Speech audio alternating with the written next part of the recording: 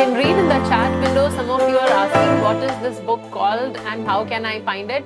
So this book is actually a biography on Srila Prabhupada. It is also available at Amazon. So those of you who want to buy, kindly send a message to our WhatsApp number. We will send you the Amazon link and you can straight order. Thank you.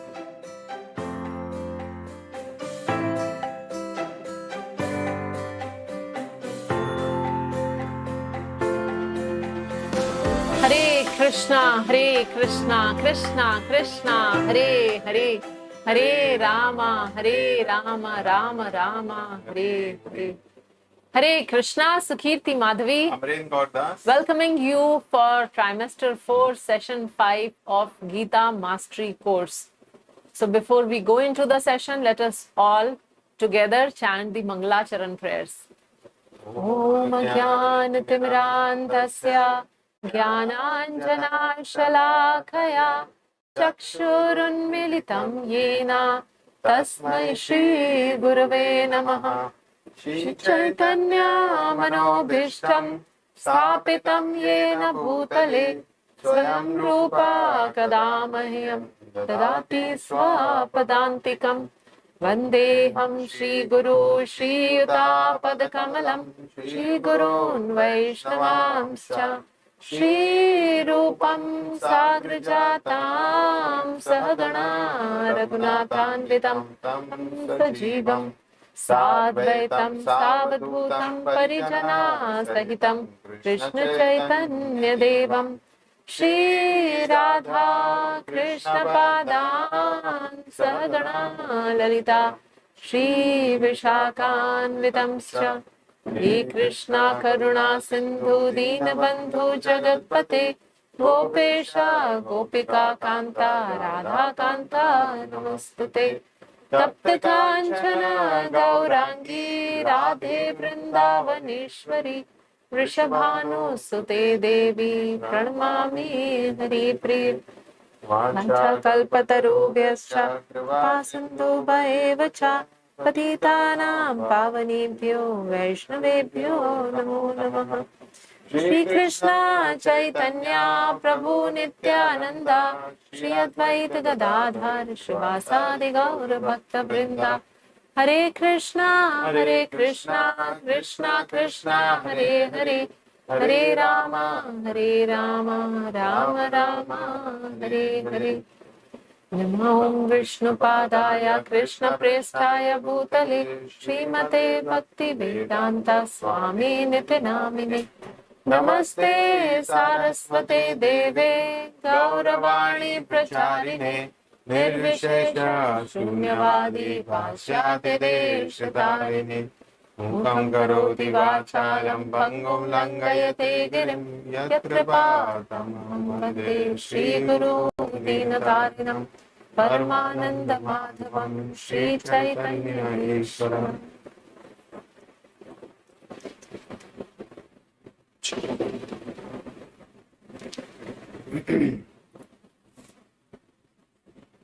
Oops. Yes. So here we are sharing our quiz based on the last session's learning, the Gita Rewind. So mark the questions carefully. We have shared the poll on your screens. And we have also put a timer for 3 minutes, so try to complete it within 3 minutes. Haribol.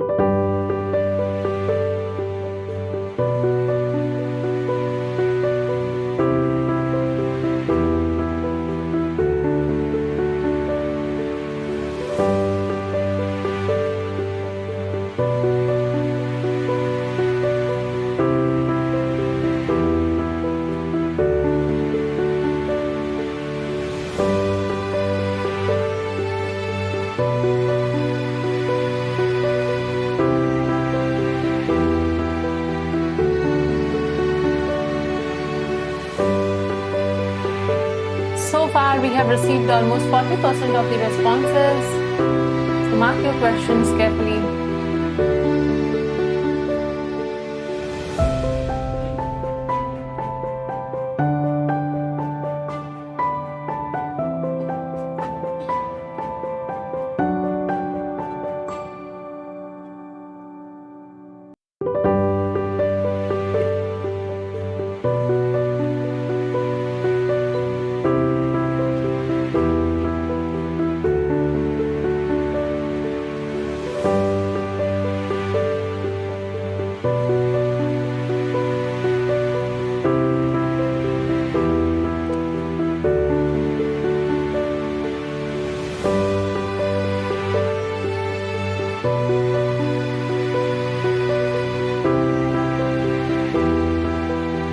We have also shared the attendance link.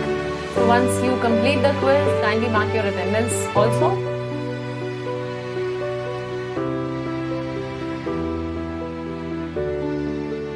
Hare Krishna, Krishna Krishna, Hare Hare, Hare Rama, Rama Rama, Hare Hare. Krishna's form that Arjuna sees is unlimited, is blazing like sun, has all living entities in one place. So the correct option is all of the above. Question 2. Real happiness is becoming an instrument in Krishna's hand. That's the right answer. Most of you got it right. Question number 3.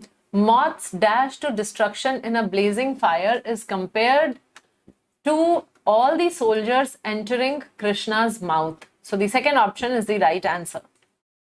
Question 4. Arjun is convinced of Krishna's supremacy as he's the ultimate resting place of all universes, maintainer of eternal religion, inexhaustible, oldest. So all of the above is the right answer. Question number 5. Arjun rejoiced seeing Krishna's universal form, and the correct answer is false. Because we heard in the last session that how he was so very scared. So he was not rejoiced, though he requested, but he did not rejoice, he was scared. Question 6. Krishna instructs Arjun to become an instrument, and that is true. Question number 7. The mission of the Lord as time is to protect all the people in all the worlds, and that is false, because purpose of time is to devour everyone or to destroy everyone, not to protect everyone. So the correct answer is false. Question 8. All the demigods surrendered and prayed, seeing Krishna's universal form, and the answer is true. Great. So here we begin with the balance portion of chapter number 11. So we had discussed till verse 34. We would continue in the section prayers of Arjun. So in the last session, we saw that how Arjun was very perturbed and disturbed seeing that universal form of Krishna, and he started telling also Krishna that how he was very, very disturbed. So here in this verse, actually Sanjay is talking about Arjun. So let's see what he says.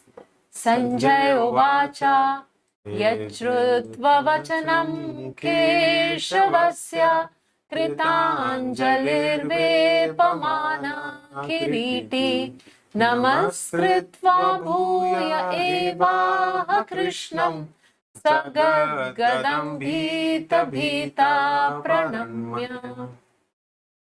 Sanjay said to Dhritarashtra, O king, after hearing these words from the Supreme Personality of Godhead, the trembling Arjun offered obeisances with folded hands again and again. He fearfully spoke to Lord Krishna in a faltering voice as follows. So here we see what has happened is that Arjun is very fearful, and this is the description what Sanjay is giving. So Arjun's description here talks about how he was addressing or he was behaving in front of Krishna, not as a friend, but a wonder-struck devotee. He was in absolute awe and wonder seeing this universal form. He was actually trembling, his hands were folded, and it is mentioned that he was repeatedly offering obeisances. So not once, not twice, but repeatedly. So like in the last section, we saw how Arjun was repeatedly speaking similar things. And here he is repeatedly offering obeisances. He is fearful and his voice is also faltering. So from this onwards, he starts offering his prayers. So we see that the prayers offered by Arjun, he offers glorification of the Lord, he offers his obeisances, he offers his tenders his apology, and finally presents his request. So this is the format which Arjun has used, and as we come in the parampara of Arjun, because we are trying to understand Bhagavad Gita as Arjun understood. Arjun was the perfect student of Bhagavad Gita. So we can learn this, we can use the same format when we offer our prayers and requests to the Supreme Lord. This is the order that we can also follow. Well, glorification may not be very difficult for you to understand. Obeisances are natural, but apologies, some of us may think, what should we apologize for? We'll see when we come to those verses. And finally, Arjun represents his requests to the Lord. So in 36 to 38, we'll see Arjun glorifying Lord Krishna. Arjun vacha thane rishikesh tav prakritya jagat praharshati anurajyate cha Rakshamsi bhitani disho dravanti sarve namasyanti cha siddha sangha. Arjun said, O master of the senses, the world becomes joyful upon hearing your name, and thus everyone becomes attached to you. Although the perfected beings offer you their respectful homage, the demons are afraid and they flee here and there. All this is rightly done. So now Arjun begins Krishna's glorification once again, and such beautiful point he is mentioning. He is saying that the world becomes joyful upon hearing your name. So everyone, the joy spreads around the moment Krishna's names are chanted, and that is why it is so very important to chant his holy names. Because just by chanting, just by reciting the holy names of the Lord, just by reciting about anything related to the Supreme Lord, everything becomes auspicious. So whoever chants that way, everything becomes auspicious in their life. And so he says, and everyone becomes attached to you. And then he is talking about the other aspect. So he is telling that there are these demons who are afraid of you, and though you are so attractive, they flee away from you because they do not find you attractive that way. And of course, Arjun also saw the outcome of the war as the feature of time, as Lord displayed Kalosmi, the time factor, and he could see the outcome of the war. So as a great devotee of the Lord, Arjun finally understood, yes, whatever is being done by the Lord is quite fit. So that is why at the end he is saying here, all this is rightly done. And of course, it also has to do that when the devotees offer prayers to the Lord, they glorify the Lord, then what is the natural reaction of atheists and demons? They become very disturbed, they become very agitated. And of course, here the universal form is there. So they're becoming afraid and they're running away here and there. They cannot stand it. Right? That's the nature of demoniac personalities. So Krishna has pleasing and ferocious form. Pleasing form attracts the devotees and they are repulsed. The demons are repulsed and are frightened by the ferocious form of the Lord. So the form remains the same. So what is happening is, what we are having within us, what type of emotions we are having within us, that is reflected when we see that form. So the form remains the same. Like here we have a picture of Krishna dancing on the hoods of Kaliya. So when Krishna was dancing on the hoods of Kaliya, even at that time devotees were appreciating. And whenever Krishna dances, devotees appreciate his dance. But then imagine if I was instead of Kaliya, or you were instead of that Kaliya, how would Kaliya be experiencing Krishna's jumping on his hoods? So the serpent Kaliya, for him Krishna was death personified. So he was not appreciating Krishna's dance, whereas the devotees were appreciating. So this is what happens, that Krishna has a pleasing and ferocious form, and that form attracts the devotees and repels the frightened demons. In fact, devotees aspire to receive the dust of the feet of the Lord. They desire to place the feet of the Lord on their head. So when you go to a temple, they have this Shatari, at least in South Indian temples, they have the Shatari which are representative of the lotus feet of the Lord. So all devotees aspire that will go and will receive the Shatari on our head. So it is matter of great fortune, but not so for Kalia. He was not really, he was very, it was very painful experience for him, the whole dancing of the Lord. And also in this particular verse, Krishna has been addressed as Rishikesh, which means we already know the word Rishikesh, which means the controller of the senses. So, of course, for the devotees, Lord attracts the Lord's form, the senses are attracted towards the Lord's form. And for the demons, the same senses are repulsed by the form of the Lord. So, that's why the Lord is being addressed as Rishikesh. And here is our first life lesson. Attraction to or repulsion from something or someone is a reflection of one's own self. The world is my mirror. So whatever I have within me, that is something similar attracts me, and what I have, what I lack in me, I feel repulsive from such things. So whatever we see is actually the reflection of what I am holding inside me. Like this pandemic, some people understand that it's a natural calamity and then we must take all precautions. Some say that it is a big conspiracy. So there is a certain group of people who have firm belief that this is a whole conspiracy, and so there are different kinds of thought process, and they see that the worldviews reflected from that. Kasmachatena namarin mahatman se brahmano adi kartre ananta devesha jagan nivasa tvamaksharam sadasatat param yat. O great one, greater even than Brahma, you are the original creator. Why then should they not offer their respectful obeisances unto you? O limitless one, God of gods, refuge of the universe, you are the invincible source, the cause of all causes, transcendental to this material manifestation. So we see that this is all the glorification of the Lord. So please remember, we are in the prayers of Arjuna, and he began his prayers by offering glorification to the Lord. And he's saying it's something which is very natural. You are greater than even Brahma. Brahma originated from you. So we know that Krishna expanded into the material world as Mahavishnu or Karanodaksha Vishnu. From him, he expanded further into each universe as Garbhodaksha Vishnu. And from the navel of Garbhodaksha Vishnu arose a lotus from which Brahma appeared, the secondary creator in this material world. So of course, Lord is greater than even Brahma. He is the original creator. And then Arjun is making a point that actually naturally everyone should offer their respectful obeisances to you.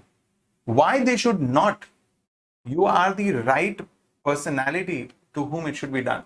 And then he uses many words, Anant, Devesh, Jagan Nivasa. So all these words are being used as glorification of the Lord, and those have been enumerated here. So Akshara means that he is not perishable like the material creation. Now we saw in the 9th chapter in the beginning that this material world is created, maintained and destroyed, and then again it is created, maintained and destroyed. So like this, it is a cyclical creation of the material world just by the will of the Lord. So although the material world is perishable, our bodies are perishable, everything within this material world is perishable, but Lord is beyond this. And Lord is Mahatma, he is the most magnanimous, and he is unlimited. Right? So among all the great souls, Lord is the greatest. And Anant, there is nothing which is not covered by Lord's influence and energy. So we see that in this material world. Now please remember, in the 7th chapter, Krishna was explaining that how he has inferior material energy, the gross elements, subtle elements, and then superior spiritual energy, the spirit soul. And then Krishna concluded there is nothing else in this material world. So in this material world, wherever we look around, we see that it is the energy of the Lord and the Lord, and it is managed and controlled by the Lord. So there is nothing which is not covered by Lord's influence and energy. There is no place in this entire universe and beyond which is not under the influence of the Lord. And one other word which is used is Devesh. oh, he's the controller and of the devatas. So Deva Esh, the controller of the devatas, and he's above them. So here again, talking about Devesh, there is a beautiful picture which we can see, baby Krishna, and then we see behind that baby are two beautiful, effulgent, divine forms paying obeisances. So what is happening here? So this beautiful anecdote comes from the Damodar Leela. So when Krishna was really a very small baby, and though he was a small child, and yet he delivered two trees which were there, two huge trees which were standing in the courtyard of Nanda Maharaj. So actually these two trees were the son of Kuber, Nala Kuber and Manigriv, and they were cursed to become the tree. And it was also told that only when Krishna appears, he would be delivering you. So actually here is that pastime where Krishna delivers these two trees out of the long standing curse. And if we read Srimad Bhagavatam, it is full of such pastimes where actually the demigods, the devatas, repeatedly, they keep approaching the Supreme Lord whenever there is a calamity, whenever there is a problem. Also, whenever Supreme Lord appears or give darshan, so they all come in the sky and they shower flowers and sing Vedic hymns to welcome the appearance of the Supreme Lord. So this is how they are all actually the devotees of Krishna.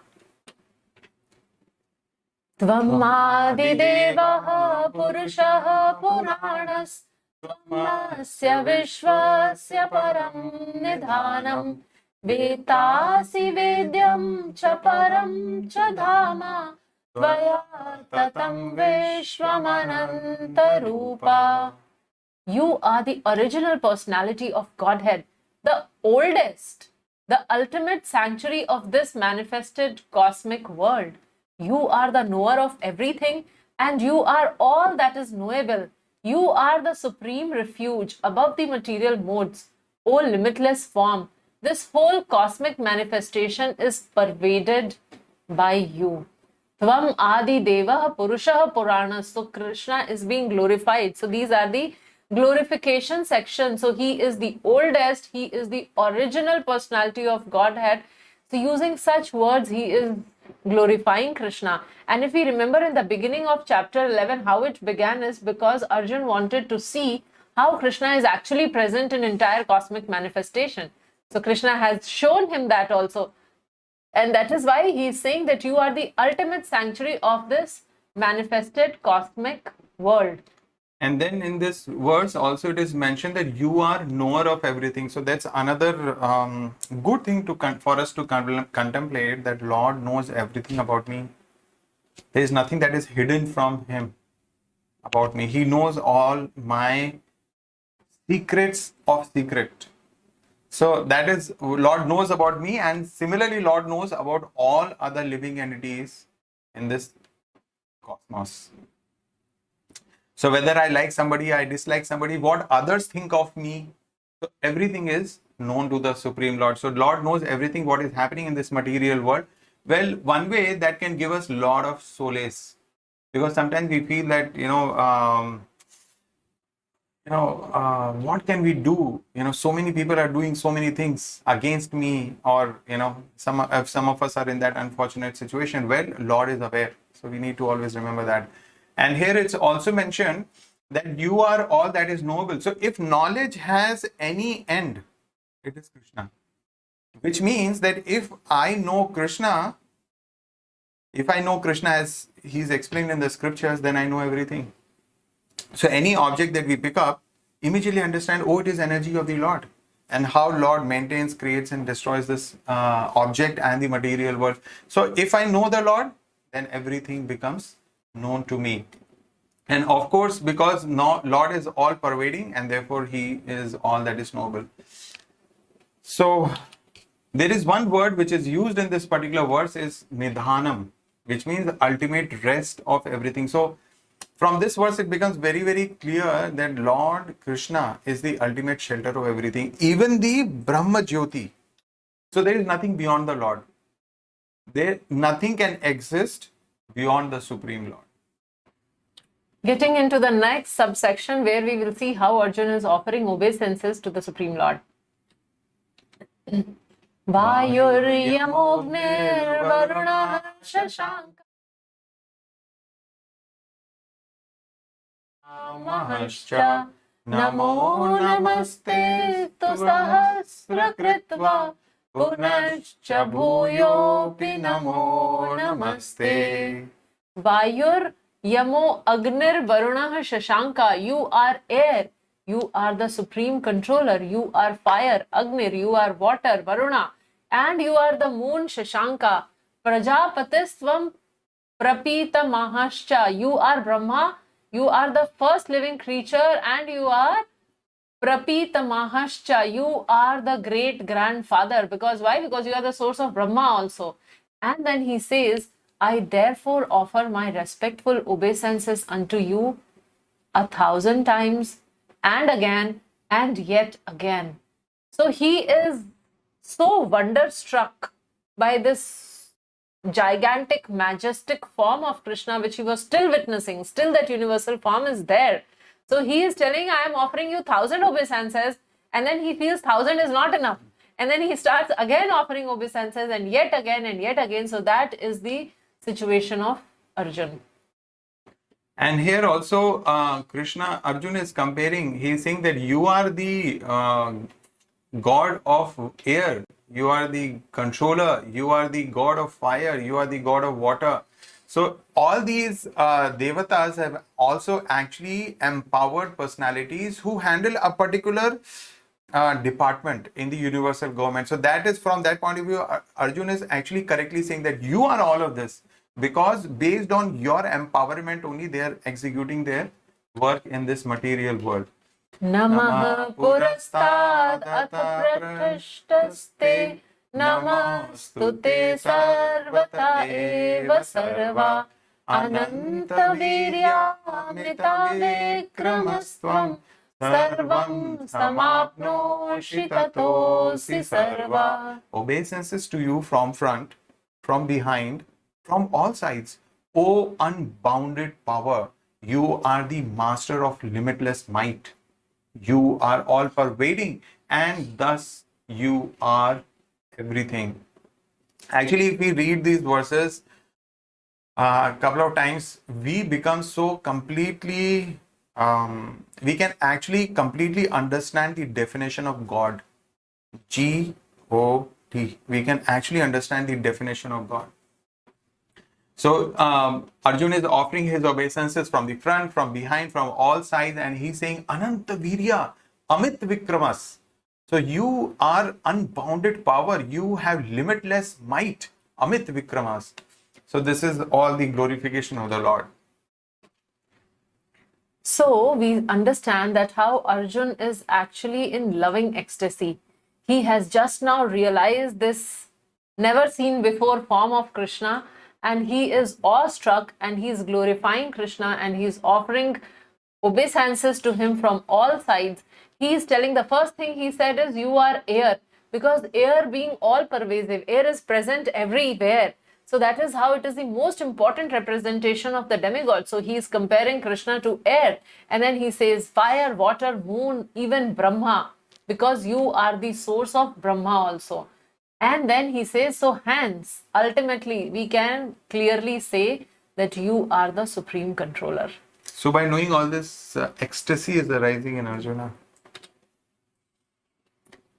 And next is the subsection from verse number 41 to 44, where he'll start apologizing. So let's see what he's apologizing for.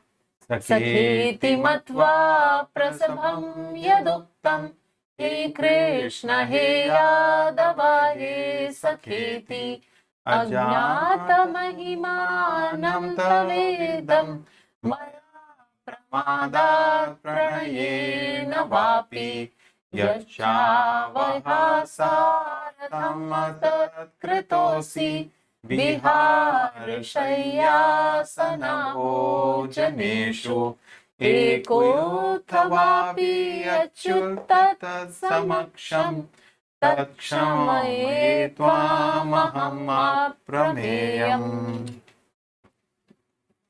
Thinking of you as my friend, I have rashly addressed you. O Krishna, O Yadava, O my friend. not knowing your glories. Please forgive whatever I may have done in madness or in love.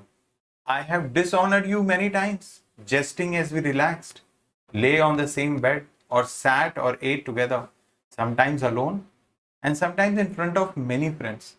O infallible one, please excuse me for all those offenses. So this is the heart of Arjun. Of course, Arjun is a pure devotee. He is an eternal associate of the Lord. And he has a very wonderful, friendly relationship with the Lord. So he and Krishna are called sakhas, of very intimate friends. They are of each other. So of course, as a friend, there is not so much of awe and reverence, because friendship is between equals. So if Arjun considers Krishna as God, superior, then that friendly relationship cannot exist actually. So here, so all these so many years that they have spent together, so as an equal, sometimes we just informally Become little casual. we become casual, and informally we call our friend. And sometimes, so Arjun is remembering all those times. Arey, such a great personality, and to this unbounded power, the limitless might that this person has, I've just been so casual with him, so rashly. Sometimes I've just, so just like that, I just addressed him, oh my friend, Haribol, Prabhuji, how are you? Like that. So I mean, I'm just saying. So and while doing that, he has not sufficiently accorded him respect, not acknowledging his opulences. And that is why Arjun is saying that I have done that. I did either because I was mad, or actually I was in love with you. So I have, and then Arjun continues to say that I have dishonored you many times like this. Sometimes we are just joking with each other as we are relaxing. Sometimes we lay on the same bed. So I mean, it's a great person, and just laying with him on the same bed or eating and sitting together, so that's not okay, because of you are so great and I'm insignificant in front of you. And that too, sometimes alone and sometimes in front of many people, many friends. So Arjun is feeling so much of remorse for this, and he's feeling that, I have not properly treated the Supreme Lord. I have not accorded him sufficient respect, which I should have done. So that's why he's saying, oh infallible one, please excuse me for all these offenses. So here Arjun is also calling him Achyuta, that Lord is infallible from his position. So he is always merciful, he is always magnanimous. So please shower that mercy and please excuse me. So I mean, forgiveness is a great quality, and of course Lord is perfect, and therefore he can easily forgive anyone. So Arjun is seeking forgiveness. So he is seeking forgiveness for all his offenses which he might have done knowingly or unknowingly. And this verse also, actually, Arjun is in his, like we discussed this word, devotional ecstasy. So that is how he's speaking, because if we read other portions of Mahabharata and other places, so it is not that Arjun was being very offensive towards Krishna. All the time Arjun knew, like all the Pandavas, they regarded Krishna as the supreme only. So it's not that they were unaware and they were like being very, very ignorant. Yeah, ignorant or rash, like how Arjun is saying. He was not like that. And yet, seeing this majestic form, he is completely ecstatic, and he is simultaneously remorseful, understanding that what if I have done something wrong and that was improper and this was improper. So that is how he is asking for forgiveness. Pitasi lokasya characharasya tvam asya pujayascha gurur gariyan natvat samosti abhyadhika kutonyo lokatrayapi apratima prabhava. You are the father of this complete cosmic manifestation of the moving and the non-moving. You are its worshipable chief, the supreme spiritual master. No one is greater than you, nor can anyone be one with you. How then could there be anyone greater than you within the three worlds, O Lord of immeasurable power? So here again, Arjun is collating all the points, and he's saying that how Pitasi lokasya chara achara asya, moving and non-moving, how you are the father of everything, how you are the source of everything, how everything comes from you, how you are the most worshipable. So he is actually enlisting Krishna's incomparable powers, calling him the supreme father, because everyone, including Brahma, originated from him, calling him as worshipable chief because all the demigods also worship Krishna, calling him supreme spiritual master because Krishna gave this knowledge to Brahma, to Arjun. So all the knowledge, whatever is to be known, comes from Krishna. And if we know Krishna, then that is the end of all the knowledge also. So that is how he becomes the supreme spiritual master, and hence he is greatest of all. So Krishna is the supreme spiritual master because here we see that he is giving Bhagavad Gita to Arjun, this Gyan of Bhagavad Gita, knowledge of Bhagavad Gita. We also understand that when Brahma came out from that lotus, when Brahma was just created, and Brahma sat in a tapa, or he started meditation to understand things, and that time Krishna actually imparted all the knowledge to the heart of Brahma. So that is how he becomes the supreme spiritual master. So a spiritual master is bona fide only if he comes in disciplic succession of Krishna. So we cannot receive this knowledge on our own. Even the greatest personality in this material world, Brahmaji, could not. So that is when he heard this instruction, tapa, and he meditated and received this knowledge. So it is impossible to receive perfect spiritual knowledge about our own selves, about the Lord, about this material world, about karma, about time. It is impossible to know this knowledge on our own. It is possible only. So who can give this knowledge? Only the Lord can give. And that knowledge which the Lord has given travels through the bona fide Guru Shishya Parampara. So unless we plug in into our bona fide Guru Shishya Parampara, we cannot receive the spiritual current. We will be disconnected. Like an electric equipment which cannot work unless you have plugged it in and switched on the switch. So here we see this beautiful picture of Srila Prabhupada, who just offered the Arati to Krishna Balaram. So these are the deities of ISKCON Vrindavan. These deities were personally installed by Srila Prabhupada, representing a bona fide Guru Shishya Parampara. Ekale Ishwar Krishna are sab bhritya.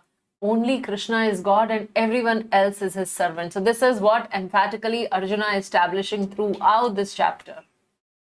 So if we understand this, then our chapter 11 is successful. Tasmat pranamya pranidhaya kayam prasadaye tvamahamishamidhyam piteva putrasya sakheva sakhyu priya priyayarhasi deva shodham. You are the supreme Lord to be worshipped by every living being. Thus, I fall down to offer you my respectful obeisances and ask your mercy. As a father tolerates the impudence of his son, piteva putrasya, and then it says sakheva sakhyu, a friend the impertinence of a friend, or a husband the familiarity of his wife, priya priyayarhasi, please tolerate the wrongs I may have done you. So Arjun is giving various examples here, various relationships. He's talking about a father-son relationship, as how father sometimes, or many times actually, the father tolerates the indiscipline of the son. He does not just give up on his son, he tolerates it. Or sometimes when we have friends, so sometimes a friend may speak something which may not be very pleasant to me, or which may be little hurting or insulting to me, yet I do not just leave or abandon my friend.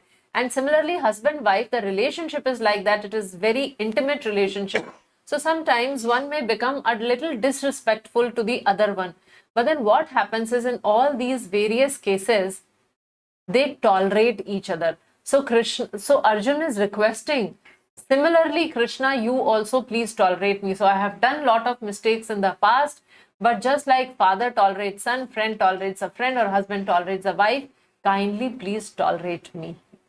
So this also brings a point that we are talking about different components of prayer. So first was glorification, second was obeisances, third was apology. So Arjun was a personal associate of the Lord, and he's saying that so many times in so many ways over the years I might have offended you and addressed you rashly, not acknowledging your opulences.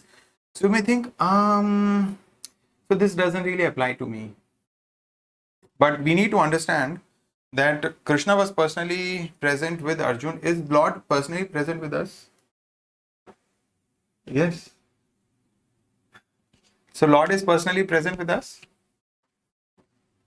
Well, He is residing in our heart. And for how long He is residing in our heart? How long He has been with us? He has been with us since time immemorial. Forever. Forever. He has been with us in this material world. Creation after creation after creation, body after body after body, for millions and millions and billions of years, Lord has been continuously with us. And what have we done? How have we treated Him?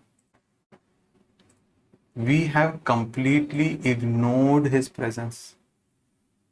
We have turned our head away from Him. Not bother to look in His direction, Lord, not bothering to listen to Him. So this is how we have treated the Lord over all our past. Right? So the moment we realize this, what we should do? What we should do? We should naturally apologize. That Lord, I have really mistreated you actually. Arjun is nothing. The way I have treated you is, completely, I have ignored you. So that is why we should also seek forgiveness from the Lord, that, my behavior has been really, really bad. But now I want to rectify it. So this is the apology that we can definitely offer to the Lord. And that is true for all of us. So a variety of relationships can be experienced with the Lord. We saw in the past that Arjun had a very friendly relationship, which he is addressing even now. Then that relationship changed because he was, in the second chapter, we saw that he was very confused. He did not know to do this or to do that, whether to do his duty or not. He accepts Krishna as his spiritual master. So there was an element of respect and willingness to serve him and follow his instructions. So relationship changed there. And then in the 11th chapter or 10th chapter, we saw that he accepted Krishna as the Supreme Lord. So more awe and reverence came in. And then came the 11th chapter. Universal form, the fearful form. So variety of relationships can be experienced with the Supreme Lord. Then the experience was of wonder, and experience was of Fear. fear. Also, the next life lesson, made for each other, does not exist. So here Arjun is talking about tolerate, and we can also experience in our lives that we need to tolerate each other in order to coexist happily. So made for each other does not exist. We have to make ourselves for each other. The success of relationship lies in tolerance. Getting to the next subsection, verse 45 and 46, requests. Purvam rishito samidrishva bhayena cha pravyathitam mano me tadeva me darshadeva rupam prasida devesha jagannivasa. After seeing this universal form, which I have never seen before, I am gladdened. But at the same time, my mind is disturbed with fear. Therefore, please bestow your grace upon me and reveal your form as the personality of Godhead, O Lord of Lords, O abode of the universe. So here Arjun is presenting his request. He is saying that you have shown me the universal form, which I have never seen before. And what he's saying that I am gladdened, but I am very, very disturbed with this fear. And I want you to show me now, after showing the universal form, I want you to show me the form as you exist in the spiritual world as the Supreme Lord, as Vaikuntapati, as the Lord of Vaikuntha.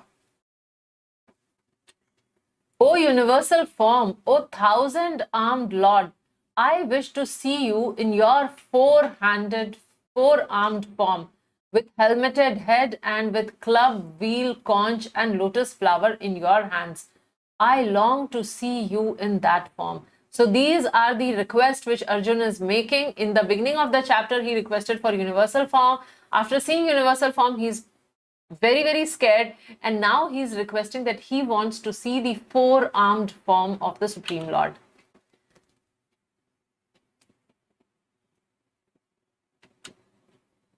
So with this request, we complete the section prayers of Arjun. And now moving ahead, the armed form, which is from verse number 47 to 55. And here in the first subsection, we will see how the rarity of seeing Krishna's universal form. So Krishna will tell how very rare it is to see the form which Arjun was actually seeing. Shri Bhagavan Uvacha Maya Prasannena Tavarjunindam Rupam Param Darshitam Atma Yoga Tejomayam Vishwamanantamadhyam Yanme Tvadanyena Nadrishta Purvam. The Supreme Personality of Godhead said, My dear Arjun, happily have I shown you by my personal potency this supreme, my internal potency, this supreme universal form within the material world. No one before you has ever seen this primal form, unlimited and full of glaring effulgence. So Krishna is describing here that how happily, because Arjun requested, he has manifested that form which no one has seen before.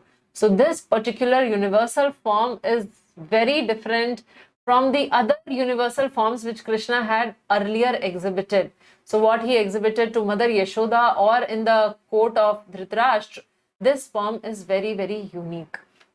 न वेदयज्ञाधियनैर्न दानैर्न च क्रियाभिर्न तपोभिरुग्रैः एवं रूपः शक्य अहं नृलोके drishtum tvadanyena kuru pravira.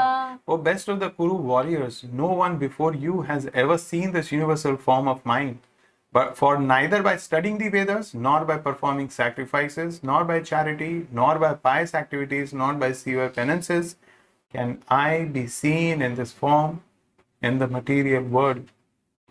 So no one has ever seen this form, as this cannot be seen by. So these are the things that Krishna is listing here, that if one studies Vedas, performs different sacrifices, the homas and the yagyas, or by giving charity or pious activities or severe penances, one cannot see this universal form. So this is something which is very interesting, because one, we may say, Arey, studying Vedas, but that is, I think, what we should be doing.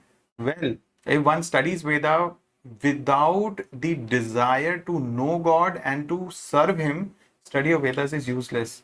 Similarly, performing sacrifices, for what purpose? If it is meant for satisfying the Lord, then it is okay. Otherwise, again, it is useless. So charity also, if it is, charity is given but it is not connected with the Supreme Lord, that is also useless.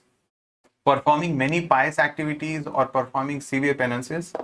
So if all these activities are not served, are not connected with the Lord, they are not performed with an objective of pleasing the Lord, serving the Lord and His devotees, then these activities are simply useless. They cannot reveal this form of the Lord because they are not pleasing to the Lord. So how can this divine form be seen? Of course, by divine vision, so which is acquired by performing devotional service. So here Krishna is making it very, very clear that among so many different processes which he has discussed in Bhagavad Gita, the primary process or the most important process, the only process, is devotional service, which can show the divine vision. So one cannot have the divine vision without becoming divine. So this is pretty commonsensical.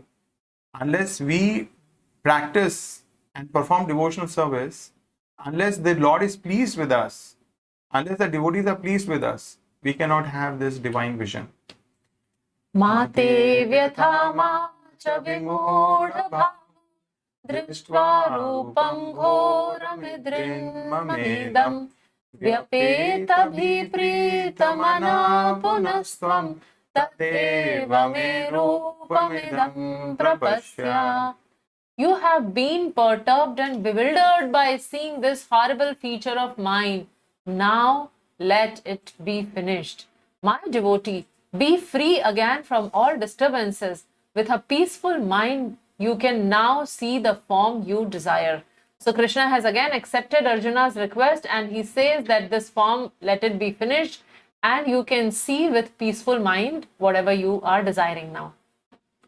Sanjay Uvacha Iti Arjunam Vasudevastatoktva Swakam Rupam Darshayamasa Bhuya Ashvasayamasa cha bhitamenam Bhutva Punah Saumya Vapur Mahatma.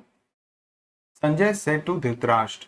So now Sanjay is describing what Arjun is witnessing. The Supreme Personality of Godhead, Krishna, having spoken thus to Arjun, displayed his real four-handed, four-armed form and at last showed his two-armed form, thus encouraging the fearful Arjun. So upon the request of Arjun, Krishna displayed the universal form. Now upon the request of Arjun, Krishna has withdrawn that universal form, and again Arjun had requested to see the form of the Lord in Vaikuntha, the form as Lord displays in as God, right? So usually four-handed form of the Lord is accepted as that form of the Lord, as form of God. So that Lord displayed, but Arjun also, Krishna also knows that Arjun has relationship with him in his two-handed form. That is his basic fundamental relationship. So he showed the four-handed form, but then finally he showed his two-armed form, and thus the fearful Arjuna became really encouraged.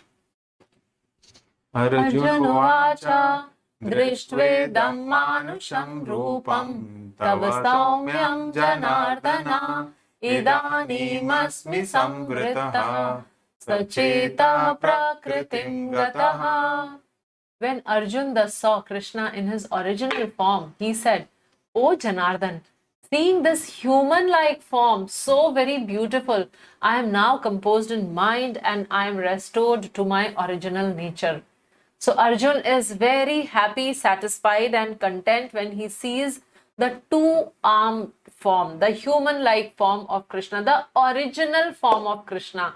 Actually, we need to understand that Arjun, in the beginning of 11th chapter, he was seeing this two-handed form of Krishna.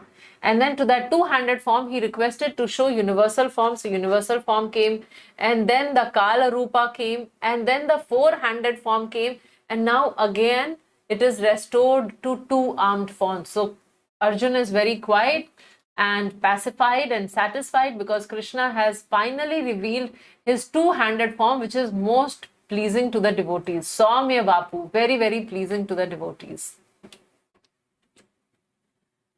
Majestic universal form is distasteful to the eyes and mind of devotees. So devotees do not find it very attractive.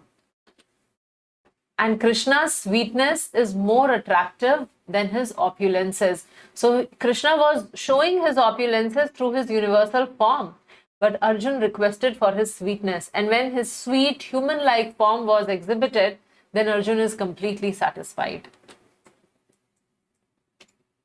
So going to the last subsection of this chapter, the conclusion, where Krishna would talk about the glory of his own personal form and the bhakti. Shri Bhagavan Uvacha Sudurdasham idam rupam Drishtvanasi mama Deva apiyasya rupasya Nityam darshana kankshinaha Naham vedaira na tapasa Nadanena chejyaya Shakyam evam vido drishtum Drishtvanasi mam yata. The Supreme Personality of Godhead said, "My dear Arjun, this form of mine you are now seeing is very difficult to behold." So Krishna is talking about his two-handed form. He's saying this is The form that you're seeing now is very, very difficult to behold. Even the demigods are ever seeking the opportunity to see this form, which is so dear. So even the devatas, even for devatas, this is a very rare form. So we need to understand that Lord appears as Krishna, two-handed form, Manusha Rupa, once in day of Brahma. So Lord appears, so many different incarnations appear, but Krishna appears only once. So this form is very, very rare, and even devatas are very eager to see this form because this form is so attractive. The form you are seeing with your transcendental eyes cannot be understood simply by studying the Vedas, nor by undergoing serious penances, nor by charity, nor by worship. It is not by these means that one can see me as I am. So again, we see that Krishna is mentioning one, that two-handed form is more difficult to see than the universal form. So the word used is sudur darsham. Darsham means to see, durdarsham means difficult to see, sudurdarsham means very, very difficult to see. And second, by negation, so Krishna is negating the different other processes, worship, charity, this, that. So nothing, you can see this rare form. So basically, Krishna is glorifying bhakti by negating the other processes. So unless one performs an activity which is connected with the Lord, which is like Krishna was explaining previous chapters, or it's explained in Srimad Bhagavatam by Prahlad Maharaj, Shravanam, Kirtanam, Vishnu Smaranam. So like that, if he performs the activities of bhakti, then Krishna becomes attracted and then he reveals himself. Bhaktya tva ananya shakya aham evam vidurjuna Gyatum drishtum cha tatvena praveshtum cha parantapa. My dear Arjun, only by undivided devotional service can I be understood as I am standing before you and can thus be seen directly. Only in this way can you enter into the mysteries of my understanding. So in this verse, few words.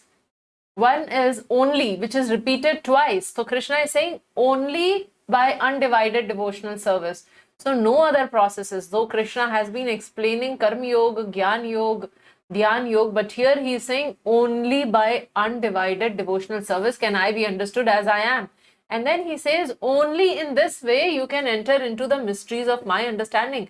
So if we remember, we have read one verse in chapter number 4.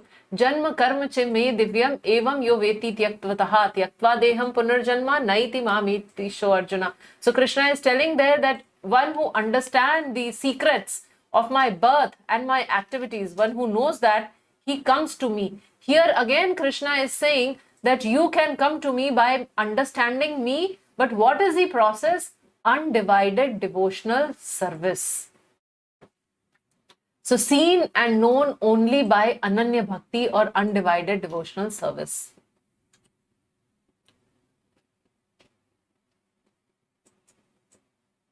For one who does not take personal training under the guidance of a bona fide spiritual master, it is impossible to even begin to understand Krishna. So we are talking about bhakti. How do I perform bhakti? So I perform bhakti under the guidance of a bona fide spiritual master. And if we don't have, then that does not happen without the spiritual master. Mat karma krin mat paramo mat bhakta sanga varjitaha nirvairah sarva bhuteshu yah samamiti pandava. My dear Arjun, he who engages in my pure devotional service, free from contaminations of fruitive activities and mental speculation, he who works for me, who makes me the supreme goal of his life, and who is friendly to every living being, he certainly comes to me. So this is the essence of Bhagavad Gita. In one verse, Krishna is explaining this. So these words are of great importance and we need to remember and remind ourselves of these verses. So here Krishna is saying that Arjun, those who engage in pure devotional service, they come to me. But this pure devotional service, what it should be? It should be free, sangha varjita. It should be free from the contaminations of fruitive activities and mental speculation. And one should work for me he should work for me, who makes me the supreme goal of his life, friendly to every living entity. So these are some of the qualities that Krishna has mentioned. So mad karma krit means work for me, which means whatever activities we may do for the body. We saw in the beginning of Bhagavad Gita, there are duties towards the body, duties towards the soul, but the objective or the goal behind all these activities should be Krishna. So then it doesn't really matter what activities I'm doing for my body. So whether I'm going to office or I have a business or I'm a student or I'm a teacher, well, I understand that all these activities have to be dovetailed in the service of the Lord. Mat karma krit. So either we can directly dovetail, or if we find it challenging, it is explained that we must always chant and remember Krishna even while doing those activities. So work for me, mat paramo, makes me the supreme goal of life. So well, we need to understand that unless we fix a goal of life, most of us, we are leading a life on a day-to-day basis. We don't really have much of a goal of a life. We may have some big career goal, we may have some goals for the family, this, that, but nothing really that what do I want to do in my life, what is the at the end, what do I want to achieve. So Krishna says, make me the supreme goal of life. Mad bhakta engages in pure devotional. The different 9 processes that I should be executing in my day-to-day life. Sangha varjita. So I avoid all kinds of people who are not devotees. Very simply put. So I don't listen to them. There are so many YouTube videos, so many people doing so many things, so many courses, blah, blah, whatever. But I protect myself from such things. So free from contamination of fruity banks and mental speculation. So like there is coronavirus, we cannot see it, but we get it. You know, it is so infectious. So similarly, if I associate, if I hear, if I connect with those people who are not pure devotees, then I will also get influenced by that. Even I may be very determined that I will not get infected, but naturally the infection will come from them. And then finally, as a result, I'll be friendly to all living beings. So one, as I see the presence of the Lord in all the living entities, and also I understand that all these living entities are actually children of God, and I must serve them. I must try and connect them to the Supreme Lord. So unless I'm friendly to them, that can't happen. Unless I feel compassion for them, it will not happen. So this is the essence of Bhagavad Gita. We perform bhakti, and that's we can attain Krishna. So this chapter can be concluded that form of Krishna is essential and supreme. So we saw that from this form came the universal form, from this form came the form of Kal or time, and from this form came the Vishnu form, which is the 400 form. So the original form is 200 Krishna's form. Krishna's 200 form is the origin of all. He can be understood only by his unalloyed devotees. So with this life lesson, we have come to an end of chapter 11. The reading verses for next session is from verse number 1 to 12 of chapter 12. Also, by today evening, we would be uploading the quiz on chapter 11 on our website. So we request you all to complete the quiz. And so all the best. Hare Krishna, Hare Krishna, Krishna Krishna, Hare Hare, Hare Rama, Rama Rama, Hare